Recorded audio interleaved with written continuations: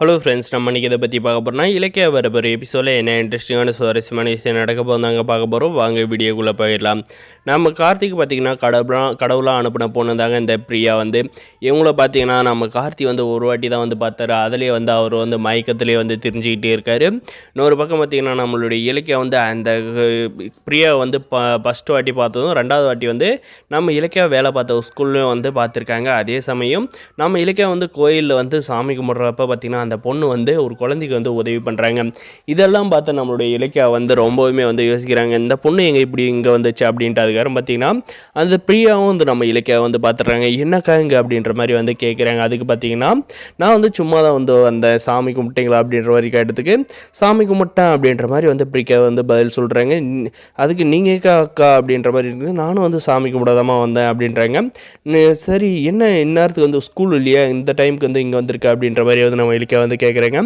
அதுக்கு பார்த்திங்கன்னா எங்கள் அம்மா என்னை கல்யாணம் ஆகணும் அப்படின்றதுக்காக இந்த கோயிலில் தினமும் வேண்டிக்கிட்டு ஒரு 12 நாளைக்கு விளக்கு போட சொல்லியிருக்காங்கக்கா. அதனால தான் இங்கே வந்திருக்கா அப்படின்ற மாதிரி சொல்கிறாங்க. என்ன அம்மாவோட பேச்சை தட்டமாட்டியா அப்படின்ற மாதிரி கேட்டதுக்கு, என்ன இருந்தாலும் நம்மளுடைய உடல் பொருள் ஆவி எல்லாமே அம்மாவால் வந்தது தானே, அதனால் அம்மா சொல்கிறத தான் நான் கேட்பேன் அப்படின்ற மாதிரி சொல்கிறாங்க. இதை கேட்டால் நம்ம இலக்கியாவுக்கு பயங்கரமாக சந்தோஷம் ஆகிடுறாங்க. இதுக்கப்புறம் பார்த்திங்கன்னா சரிம்மா அப்படின்ற மாதிரி சொல்லிவிட்டு, அக்கா நான் அவ்வளோதான் விளக்கு போட்டு ஸ்கூலுக்கு டைம் ஆச்சு அப்படின்ற மாதிரி சொல்லிட்டு போகிறாங்க. அவங்க பின்னாடியே பார்த்திங்கன்னா நம்ம இலக்கியா போகிறாங்க. அந்த இடத்துல பார்த்திங்கன்னா நவகிரகத்தான நம்மளுடைய பிரியா விளக்கு ஏற்றிட்டு இருக்காங்க. அதை நம்மளுடைய இலக்கியா பார்த்து, இந்த பொண்ணு ரொம்பவுமே நல்லவளாக இருக்கா, இந்த பொண்ணு கார்த்திக் கல்யாணம் பண்ணி வச்சா ரொம்பவுமே நல்லா இருக்குது அப்படின்ற மாதிரி யோசிச்சுட்டு இருக்க. இப்போ பார்த்தீங்கன்னா அந்த கடவுளாக பார்த்து அங்கே இருக்கிற பெல்லை அடிக்கிறாங்க. கடவுளே அனுமதி கொடுத்துட்டாரு. கண்டிப்பாக கார்த்திக் இந்த பொண்ணை தான் நம்ம கல்யாணம் பண்ணி வைக்கணும், குடும்பத்தை கண்டிப்பாக பொறுப்பாக பார்த்துக்குவா, ஸ்கூல்லேயும் பசங்களே நல்லா பார்த்துக்கிற மாதிரி வீட்டும் எந்த ஒரு பிரச்சனையும் வராத நல்லாவே பார்த்துக்குவா. கூடிய சீக்கிரம் இந்த பொண்ணு எங்கே இருக்குது என்னன்றதெல்லாம் நம்ம விசாரித்து நம்ம கார்த்திக் லவ் பண்ணுற வாய்ப்பை ஏற்படுத்தி கொடுத்து இந்த கல்யாணம் தன்னால் நடக்கணும்.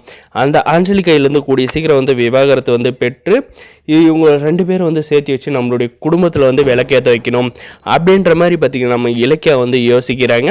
வரப்போ ஒரு எபிசோடில் எல்லாமே இந்த மாதிரி தாங்க நடக்க போகுது. இந்த வீடியோ பிடிச்சிருந்தா லைக் பண்ணுங்கள், மறக்காத நம்ம சேனலை சப்ஸ்கிரைப் பண்ணுங்கள். நம்முடைய இலக்கியாவுக்கு 1008 பிரச்சனை வந்தாலே அந்த ஏதோ ஒரு வழியில் நம்ம இலக்கியாவுக்கு சந்தோஷமும் அந்த ஆண்டவை கொடுத்துட்டு தாங்க இருக்காங்க. இருந்தாலுமே பார்த்திங்கன்னா நம்ம இலக்கியா இந்த எல்லா பிரச்சனையும் சால்வ் பண்ணிவிட்டு எல்லா சந்தோஷமான விஷயத்தையும் பார்த்திங்கன்னா வீட்டுக்குள்ளே அனுசரித்து போயிட்டு இருக்காங்க. இந்த வீடியோ பிடிச்சிருந்தா லைக் பண்ணுங்கள், மறக்காத நம்ம சேனலை சப்ஸ்கிரைப் பண்ணுங்கள், முடிஞ்ச வரைக்கும் ஸ்கிப் பண்ணாத பாருங்கள். தேங்க்ஸ் ஃபார் வாட்சிங்.